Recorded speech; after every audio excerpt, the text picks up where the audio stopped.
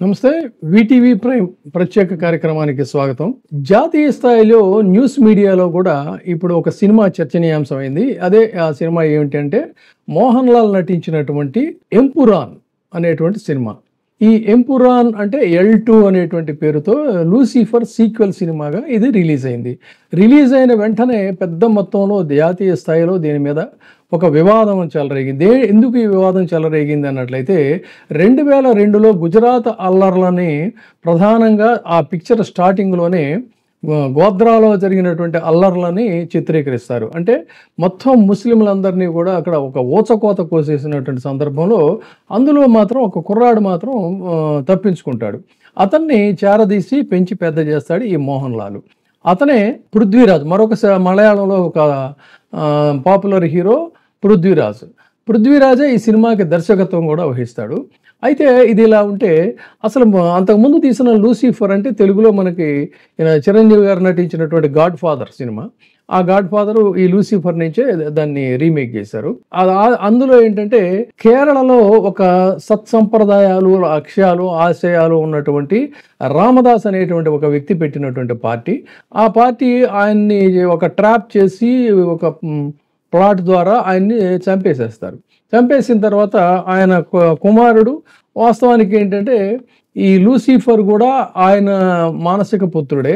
అయితే తాను పదవిని కోరుకోడు కాబట్టి రక్త సంబంధికుడైనటువంటి కుమారుడు జతిను, ఇంకొక చెల్లెలు సిస్టర్ ఉంటుంది. ఆ సిస్టర్ పేరు ఏమిటంటే ఇక్కడ మనకి హీరోయిన్గా చేసినటువంటి వ్యక్తి వేరే, అక్కడ మంజు వారియర్ అని సుప్రసిద్ధ నటి ఆవిడ ఉంటుంది. అయితే ఈ జతిన్ ఏం చేస్తాడంటే కొంతకాలం పరిపాలించిన తర్వాత తన లక్ష్యం మారిపోతుంది. ఏ తండ్రి అయితే ఒక లక్ష్యంతో తర్వాత ఆ కేరళ యొక్క ఆ స్థానిక ఉన్నటువంటి ఆ ఫీలింగ్స్ ఏవైతే ఉంటాయో, సెంటిమెంట్స్, వాటన్నిటిని కూడా తాకట్టు పెట్టేసి జాతీయ స్థాయిలో ఉన్నటువంటి ఒక వ్యక్తితో లింక్ పెట్టుకోవాలని చెప్పని ప్రయత్నం చేస్తాడు. దాంతో ఈ సినిమా మొత్తంగా మలుపు తిరుగుతుంది. యానివర్సరీ సందర్భంగా గ్రాండ్గా మీటింగ్ పెట్టి ఢిల్లీ నుంచి ఒక వ్యక్తిని పిలిపిస్తాడు. ఆయన పేరే బజరంగి. అంటే ఒక రకంగా RSS అగ్రనేత అనాలా, మరి గోద్రా అల్లర్లో ఊచకోత కోసినటువంటి వ్యక్తి ఎవరంటే ఈ బజరంగి. కాబట్టి ఈ బజరంగి ఎవరనేది రాజకీయ స్పృహ ఉన్నటువంటి వాళ్ళకి అర్థమవుతుంది. వాళ్ళు కూడా చెప్పకనే చెప్పారు. ఆ వ్యక్తి ఇక్కడికి వచ్చి చేతులు కలపడంతో వీళ్ళందరూ కూడా ఒక్కసారిగా విస్తుపోతారు. అసలు ఏం జరుగుతుంది, పెద్ద అయిన రామదాస్ ఆయన ఎందుకోసం పార్టీ పెట్టాడు, ఇతను ఏం చేస్తున్నాడు. దాంతో ఎక్కడో విదేశాల్లో ఇంకా వేరే వేరే ఇష్యూస్ అన్నీ కూడా డీల్ చేస్తుంటాడు ఈ L2 ఎవరంటే లూసిఫర్ మోహన్ లాల్. అక్కడ మోహన్ లాల్కి వ్యవహారం తెలియటం, అతను ఇక్కడికి రావటం, సరిగ్గా తన చెల్లెల్ని చంపేసే టైంకి అంటే ఆ చెల్లెలు మళ్ళీ తండ్రి వారసత్వాన్ని పుణికిపుచ్చుకుంటుంది ఈ బజరంగి యొక్క దీన్ని వ్యతిరేకించి. దాంతో వాళ్ళని ఓచకోత చూసి చంపుతున్నటువంటి సందర్భంలో కరెక్ట్గా ఇతను ఎంటర్ అవటం, ఇవన్నీ కూడా జరుగుతాయి. ఇది ఇలా ఉంటే బజరంగి మొత్తం ఊచకోత కూసిన తర్వాత తప్పించుకున్నటువంటి కుర్రాడు ఎవరైతే పెరిగి పెద్దోడవుతాడో పృథ్వీరాజ్ సుకుమార్ను, అతన్ని మోహన్ లాల్ అడుగుతాడు, నీ లక్ష్యం ఏంటి అని అంటే బద్లా అంటాడు. అంటే ప్రతీకారం తీర్చుకోవాలని. ఆ ప్రతీకారం తీర్చుకునే సమయం వచ్చిందని బజరంగి ఇక్కడ కేరళలో ఎంటర్ అవుతున్నటువంటి సందర్భంలో అతని అనుచరులందరినీ కూడా మట్టు పెట్టేటువంటి సీక్వెన్స్ అనేది నడుస్తుంది. సరే, కథలోకి మనం డీప్గా వెళ్ళొద్దు. కానీ ఈ సినిమా ఎందుకు ఇంత పెద్ద చర్చనీయాంశం అయిందంటే, ఒకటి గుజరాత్ అల్లర్లని కేరళలో 1 సంవత్సరం లోపు ఎన్నికలు ఉన్నాయనగా అర్జెంటుగా ఆ సీక్వెన్స్ని తెర మీదకి తీసుకురావటం ఒకటి. తర్వాత భారతదేశంలో అందరూ కూడా ద్వేషించేటువంటి కరడు కట్టినటువంటి పాకిస్తాన్ ఉగ్రవాది ఆ మసూద్ పేరుని ఇతనికి పెట్టడం.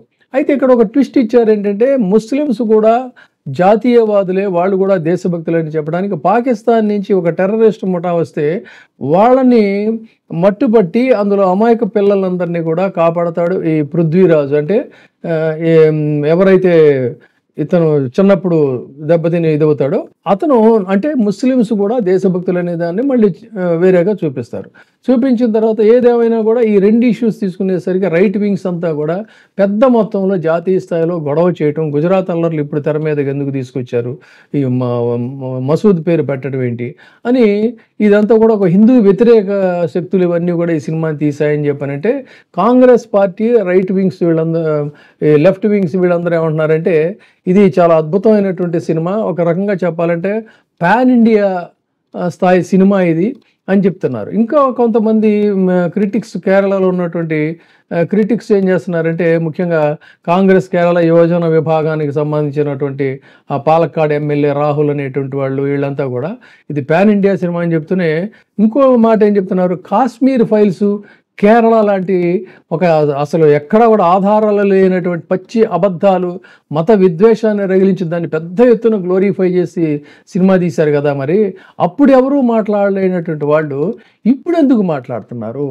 కేరళ గడ్డ మీద ఎవడో ఎప్పుడు కూడా అడుగు పెట్టినటువంటి వాళ్ళందరూ కూడా వచ్చి ఇప్పుడు ఏదో చేయాలని ట్రై చేస్తూ ఉంటే, మా అస్తిత్వాన్ని దెబ్బతీయాలని ట్రై చేస్తూ ఉంటే, అలాంటి సమయంలో ఈ సినిమా వస్తే దీని గురించి ఎందుకు మాట్లాడుతున్నారు అన్నారు. గతంలో కేరళ ముఖ్యమంత్రి పినరయి విజయన్ కూడా కేరళ సినిమాని, Kashmir files, the Kerala story ఆ సినిమాలను చేస్తున్నప్పుడు ఆయన కూడా పెద్ద ఎత్తున వర్ణిస్తూ ఇప్పుడు అసలు ఈ సినిమాలు ఏంటి ఇంత నీచంగా తీయాల్సినటువంటి అవసరం ఏమొచ్చిందని కూడా ఆయన కామెంట్ చేశాడు. మరి అప్పుడు లేనటువంటి అభ్యంతరాలు ఇప్పుడు ఎందుకు వస్తాయి అనేటువంటి వేళ ఇది. ఏది ఏమైనా ఈ సినిమా మీద మాత్రం మేము దీన్ని ఆడటానికి వీల్లేదు, మళ్ళీ రీసెన్సార్ చేయాల్సిందే అని చెప్పని పట్టుబడితే, చిత్ర నిర్మాతలు మేము వివాదాల జోలికి వెళ్ళదలుచుకోలేదు, మేము సినిమాని సినిమాగా తీసాము అని చెప్పని వాళ్ళు ఏం చేస్తున్నారంటే, ఇప్పుడు ఆల్రెడీ రిలీజ్ అయిపోయిన వివిధ భాషల్లో రిలీజ్ అయిపోయినటువంటి ఈ సినిమాని మళ్ళీ రీసెన్సార్ చేసి, ఇప్పుడు జైద్ మసూద్ అనేటువంటి పేరు ఏదైతే ఉందో ఆ పేరుని తొలగించాలని చెప్పని, అట్లాగే గోద్రా అల్లర్లు అనేటువంటి దీన్ని తీసేయాలని, ఇట్లా ఏదో ఒక వాళ్ళు కొన్ని కట్స్ చెప్పారు. సో ఈ కట్స్ అన్నీ కూడా పడిన తర్వాత మళ్ళీ ఈ సినిమా రిలీజ్ అవుతుంది. అయితే ఈ న్యూస్ ఎప్పుడైతే వచ్చిందో ఇది నిజానికి అంత పెద్ద అద్భుతంగా చెప్పుకోదగిన సినిమా కాదనేది కొంతమంది క్రిటిక్స్ చెప్తున్నారు. కానీ తీసింది మాత్రం చాలా రిచ్గా, గ్రాండ్గా తీశారు. దాంతో కేరళలో గతంలో ఎన్నడూ లేనంత స్థాయిలో ఒక్క రోజులోనే దాదాపుగాను 100 కోట్లు, ఇప్పుడు 100 కోట్లు దాటిపోయింది అంటున్నారు కలెక్షన్స్ వసూలు చేసింది ఇది ఈ సినిమా.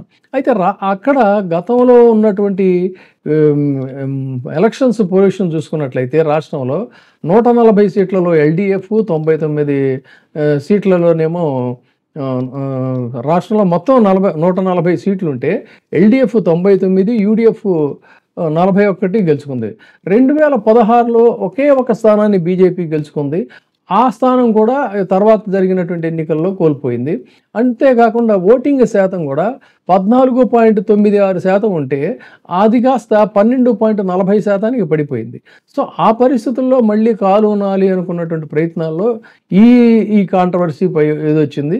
సో ఇది ఎవరికి ప్లస్ అవుతుంది, ఎవరికి మైనస్ అవుతుంది అనేది పెట్టినట్టయితే, ది కేరళ స్టోరీకి లేనటువంటి అభ్యంతరాలు ఆ రోజున సంఘ పరివారేమో ఆహా ఓహో అని ఇప్పుడు ఎందుకు విమర్శిస్తున్నారు అనేది వీళ్ళు చెప్తున్నటువంటి విమర్శ. సో మొత్తంగా ఇది ఒక రాజకీయ రంగు పులుముకున్నటువంటి ఈ సినిమా ప్రభావం రేపటి నెక్స్ట్ ఇయర్ ఎలక్షన్స్లో కేరళలో ఏ దారి తీస్తుందో, ఎక్కడికి దారి తీస్తుందో చూడాలి. రీసెన్సార్ తర్వాత ఈ సినిమా కలెక్షన్స్ ఎలా ఉంటాయి అనేటువంటిది మరొక అంశం.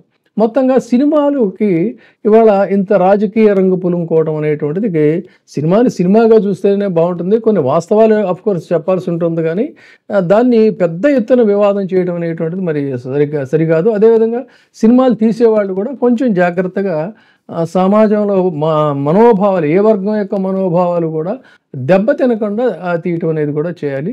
దురదృష్టవశాత్తు ఈ Kashmir files, the Kerala story, ఇటీవల కాలంలో ఇలాంటి సినిమాలు వస్తున్నటువంటి సందర్భంలో దానికి కౌంటర్గా ఈ సినిమాలు రావటం, ఇది సినిమాకైతే ఆరోగ్యకరమైనటువంటి అంశం కాదు.